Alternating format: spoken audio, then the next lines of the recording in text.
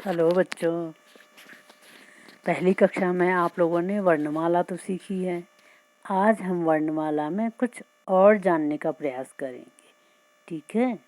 तो ये जो वर्णमाला है, इसमें ये जो एक एक अलग अलग ये हैं अ, ए, ख, च, क, ट, ट, ये सब क्या हैं? अलग अलग वर्ण है। सभी के सभी क्या हैं? वर्ण है। और इन वर्णों को जब हमने एक सीक्वेंस में लिख दिया, एक व्यवस्थित क्रम में लिख दिया, जैसे अ के बाद आ, ई, उ, री, ए, ऐ, ओ, औ, अंक, आहा, ऐसे क, ख, ग, घ, ङ, च, छ, ज, य, ट, ठ, ड, ढ़, ण, ऐसे ही सबको जब हम एक व्यवस्थित क्रम में लिख देते हैं तो ये पूरी की पूरी हमारी क्या बन जाती है? वर्णमाला, ठीक है। तो ये पूरी की पूरी हमारी वर्णमाला है। और इस वर्णमाला में और क्या है? ये सभी वर्ण है, अलग अलग वर्ण है, ठीक है। तो ये तो होगी हमारी वर्णमाला। अब हम इसको आगे थोड़ा सा डिटेल पढ़ लेते हैं। तो सबसे छोटा क्या है? ये इसमें पूरी वर्णमाला में सबसे छोटी इकाई क्या है? ये एक एक जो एक सब ये क्या है? वर्ण है, ठीक है। तो हम इसके बारे में थोड़ा सा और जानते हैं। देखें तो क्या है ये वर्ण? क्या है? भाषा की सबसे छोटी इकाई ध्वनि होती है और इस ध्वनि को वर्ण कहते हैं। ध्वनि मतलब साउंड। जैसे हम हिंदी में कुछ भी बोलते हैं, जैसे कमल बोल रहे हैं तो क, ये सबसे छोटी आवाज़ क्या है? क, म और ल, ये तीनों अलग अलग आवाज़ हैं, अलग अलग साउंड जो हम बोल रहे हैं, अलग अलग साउंड। ये सब क्या क्या इनको हम क्या बोलते हैं? वर्ण बोलते हैं। जो अभी आपने देखा है ओ, आ, ई, क, ख, ग, घ, ये सब क्या हैं? वर्ण है, ठीक है। तो भाषा की सबसे छोटी इकाई वर्ण होती है। और वर्णमाला, वर्णों के व्यवस्थित समूह को वर्णमाला कहते हैं। जो अभी आपने लिखा हुआ है, ये जो ये है, ये व्यवस्थित समूह है। अ के बाद आ, ई के बाद ई, क के बाद ख, ख के बाद ग, ये सब व्यवस्थित एक रूप है। व्यवस्थित मतलब हो गया एक पर्टिकुलर सीक्वेंस में, एक क्रम में लगे हुए हैं एक, ठीक है।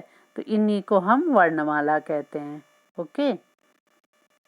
और हिंदी वर्णमाला में वर्णों की संख्या कितनी है?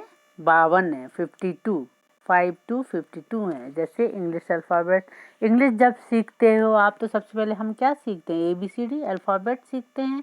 वैसे ही जब हमें हिंदी सीखना होता है, सबसे पहले हम वर्णमाला के बारे में जानकारी लेते हैं, ठीक है। तो इस वर्णमाला में, हिंदी की वर्णमाला में टोटल कितने वर्ण हैं? 52 वर्ण है, ठीक है। और हिंदी वर्णमाला को दो भागों में बांटा गया है, स्वर और व्यंजन, ठीक है। स्वर कौन से हो गए? जो वर्ण स्वतंत्र रूप से बोले जाते हैं उन्हें स्वर कहते हैं। जैसे ये अभी आपने देखा इस वाले में, ये वर्णमाला होगी पूरी। और इस वर्णमाला में ये वाला पार्ट जो ये ग्रीन कलर से लिखा हुआ है, इनको हम बोलते हैं स्वर। और ये वाला पार्ट क्या हो गया?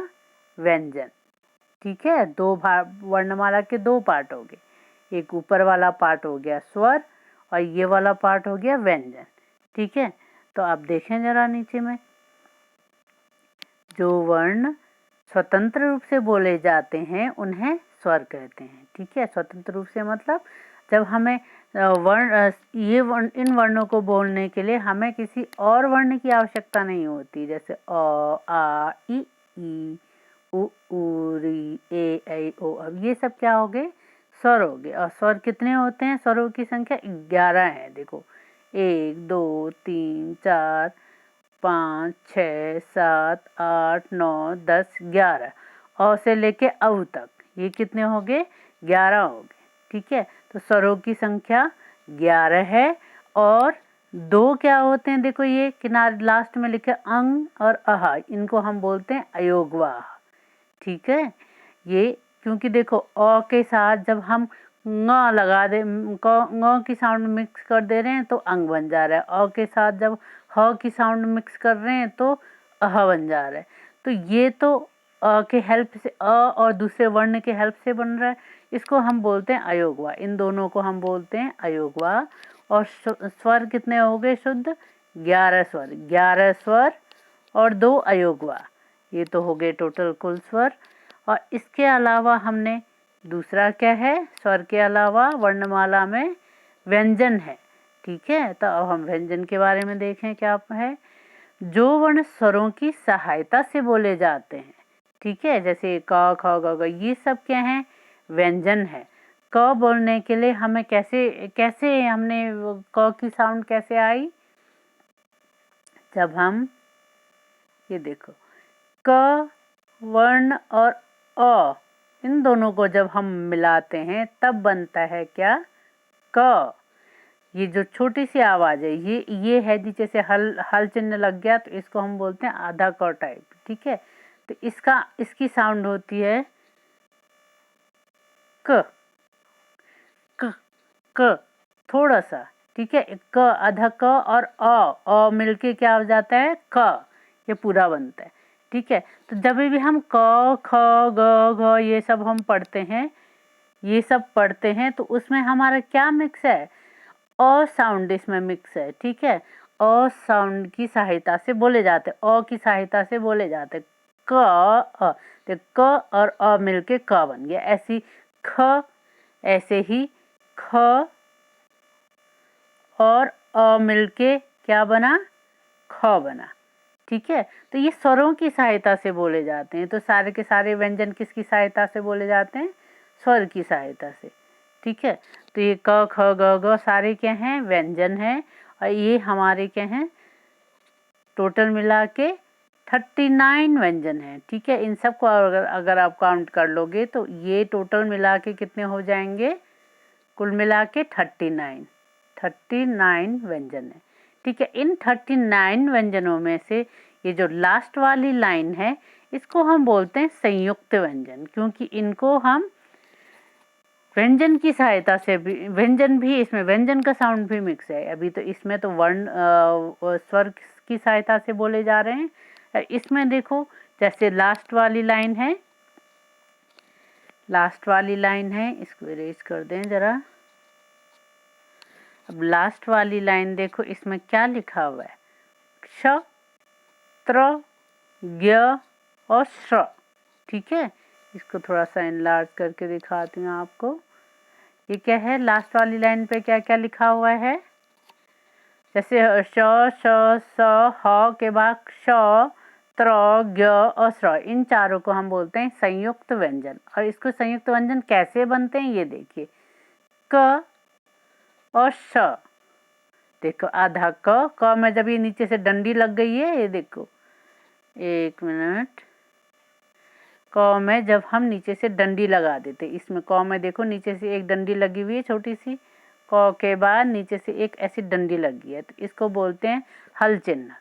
ठीक है, और जब हल चिन्ह लग जाता है इसका मतलब क्या हो गया, ये आधा क और श। ये देखो षटकोण वाला श है, श, इन दोनों को जब हम मिलाते हैं तो साउंड क्या आ जाती है, इन दोनों के साउंड मिलके श, क्षत्रिय वाला छ। ठीक है, छ ये बन गया।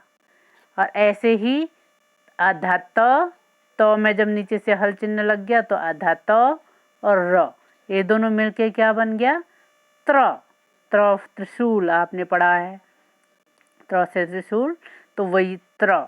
ऐसे ही ज आधा ज और य मिलके क्या बन गया, ज, या फिर इसको हम बोलते ज्ञ ज्ञानी। ठीक है, ज्ञ से ज्ञानी होता है ना, तो वैसे ही ज्ञानी का ज्ञ। इसको कोई ज भी पढ़ते हैं, दोनों सही है। ठीक है, दोनों भी सही है। और ऐसे ही श आधा श और र मिलके क्या बनता है, श्र। श आधा श और र मिलके क्या बन गया, श्र। ये देखो षटकोण, ये शलजम वाला श और आधा श में हल चिन्ह लग गया तो ये हो गया आधा श और र, दोनों मिलके क्या बन गया, श्र। तो ये देखो, ये इसमें क्या है, व्यंजन की हेल्प से व्यंजन भी मिक्स हो रहे हैं इसमें। देखो ये क्या है, व्यंजन है, तो इनके व्यंजनों के मिलके संयुक्त व्यंजन बन गया। ठीक है, तो क्योंकि इसमें व्यंजन की सहायता से, व्यंजन ध्वनि की सहायता से बोले जा रहे हैं, तो ये क्या हो गए, संयुक्त व्यंजन। ठीक है, तो हमारे पास 4 संयुक्त व्यंजन है इस वर्णमाला में। देखो हिंदी वर्णमाला में 4 संयुक्त व्यंजन है और टोटल मिला के 39 व्यंजन है। ठीक है, तो ये आपने ध्यान रखना है। तो आज हमने क्या क्या पढ़ा है, पहले तो ये पढ़ा वर्ण क्या होते हैं। सबसे हिंदी की भाषा की सबसे छोटी इकाई है वर्ण। ठीक है, और वर्णमाला एक सीक्वेंस में एक व्यवस्थित क्रम में जब हम लिख देते हैं अ आ इ ई क ख ग ये सब इनको हम वर्णमाला बोलते हैं। हिंदी वर्णमाला में 52 वर्ण हैं टोटल मिला के। और स्वर क्या हो गए अ से आ तक। ठीक है, 11 स्वर और 2 अयोगवाह। और ऐसे ही 39 व्यंजन हैं जिनमें से 4 क्या हैं, संयुक्त व्यंजन है। ठीक है, तब अब हम इन्हीं के बेसिस, इन्हीं जानकारी के बेसिस पे कुछ एक प्रश्न करते हैं। देखो, नीचे लिखे शब्दों से स्वर व्यंजन तथा संयुक्त व्यंजन से प्रारंभ होने वाले शब्दों को अलग करके लिखिए। इसमें देखो कुछ शब्द दे रखे हैं आपको नीचे में, उन शब्दों को देखो अलग अलग रंग में आपको शब्द दे रखे हैं। इन शब्दों में से हर शब्द को हमने अलग अलग करके लिखना है। जैसे पहला क्या है, एक। अब पहला एक शब्द किससे स्टार्ट हो रहा है, ए से स्टार्ट हो रहा है। और ए क्या है, स्वर व्यंजन या संयुक्त व्यंजन? यस, क्या है ये, स्वर है। स्वर एक है, अ आ ई ए री। देखो आपने पढ़ा था अभी, अ आ ई ऊ री, फिर ए, ये आया ए यहाँ पर। ए कहाँ है, ये है ए। तो ये ए क्या है, ये स्वर है। तो हम इसको कहाँ लिखेंगे, स्वर से प्रारंभ होने वाले शब्दों में। ठीक है, तो इसको हम लिख लेंगे यहाँ पर एक। ऐसे ही नेक्स्ट क्या है, गगन, ग न। अब ग क्या है, व्यंजन है। पहला वर्ण क्या है, ग, और ग क्या है, व्यंजन है। तो व्यंजन से प्रारंभ होने वाले शब्द हम नीचे वाले में लिख लेंगे। ठीक है, तो ऐसे ही नेक्स्ट हो गया, ये देखो दलिया। देखो अगर आपको क्लियर नहीं दिख रहा है तो हमें बड़ा करके दिखा देती हूँ। ये क्या है, देखो क्या है ये, दलिया। अब द से स्टार्ट हो रहा है, पहला वर्ण क्या है, द। तो द क्या है, स्वर नहीं, व्यंजन। हाँ, तो ये क्या है, व्यंजन है, द व्यंजन है। तो हम लिख लेंगे इस वाले पे, नीचे वाले पे। ठीक है, तो नीचे वाले पे दलिया लिख लेंगे, नीचे वाले खाने पे। इसको ज़रा मैं अच्छे से आपको लिख के दिखाती हूँ। इसी तरीके से आपको नेक्स्ट भी करना है। तो ये देख लीजिए कैसे कैसे करेंगे। कुछ एग्जाम्पल्स मैंने सॉल्व करके दिखाया है।